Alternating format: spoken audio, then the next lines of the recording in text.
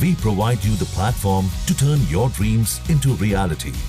Give wings to your aspirations with KR Mangalam University.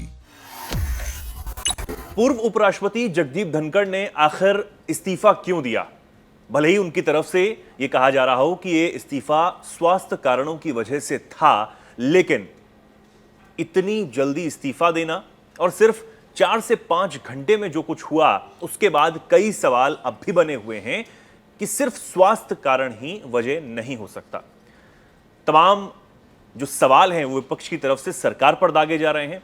कहा यह भी जा रहा है कि इसके पीछे एक बहुत बड़ी गेम है, एक बहुत बड़ा रहस्य है, जो भले ही समय के साथ सामने आए, लेकिन जरूर कुछ तो है। अब कई सवाल यह भी हो रहे हैं कि जिस दिन उपराष्ट्रपति जगदीप धनखड़ ने इस्तीफा सौंपा, उससे पहले जो रक्षा मंत्री हैं राजनाथ सिंह और इसी के साथ गृह मंत्री कार्यालय में बहुत कुछ हलचल चल रही थी।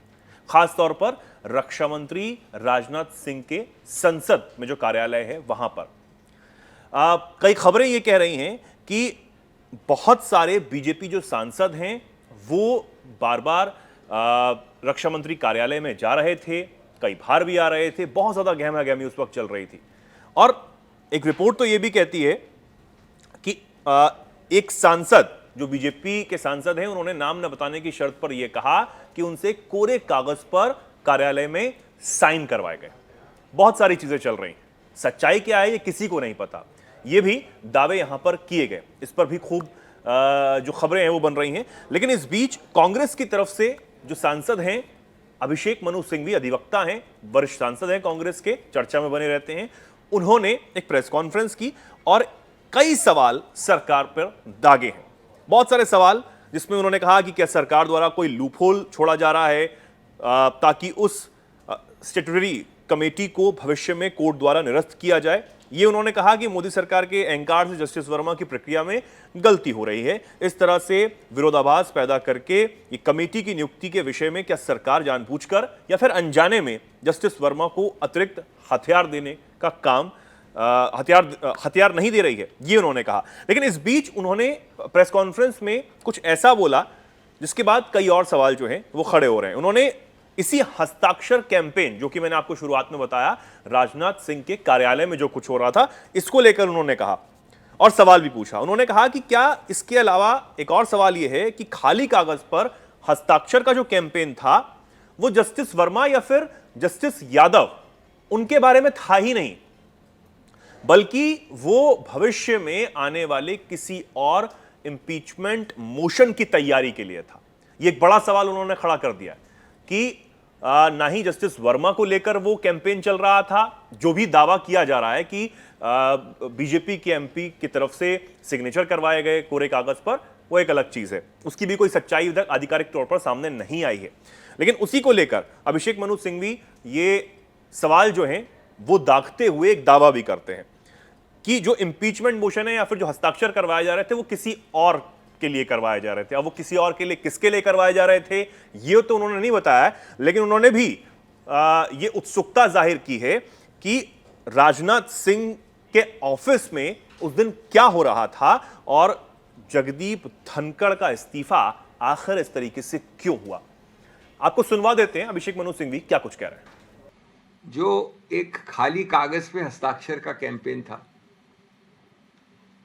ये खाली कागज पे हस्ताक्षर का कैंपेन न जस्टिस वर्मा के विषय में था, न जस्टिस यादव के विषय में था। होना जहां चाहिए उनके विषय में नहीं था।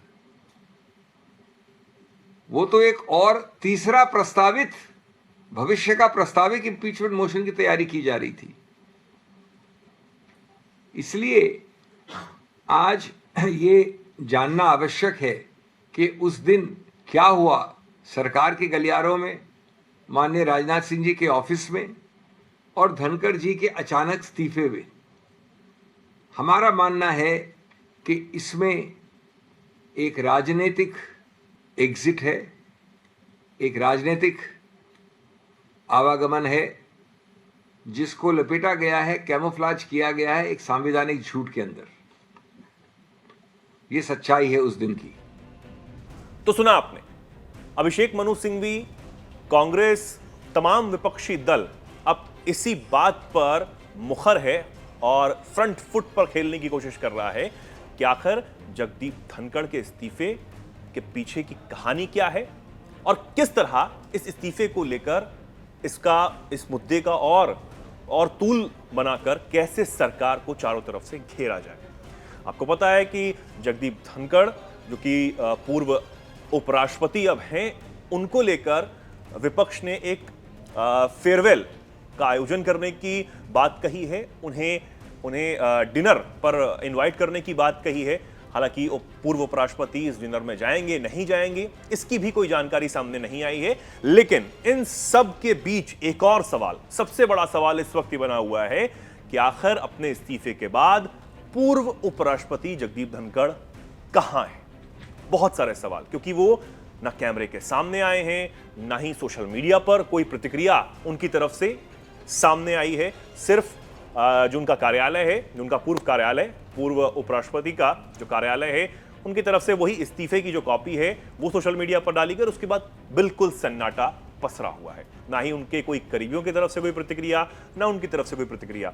तो सवाल बहुत सारे हैं और इन्हीं सवालों का जवाब अब हर कोई जानना चाहता है। आप इस पर क्या सोचते हैं कि आखिर इस सब के पीछे क्या कुछ हुआ होगा?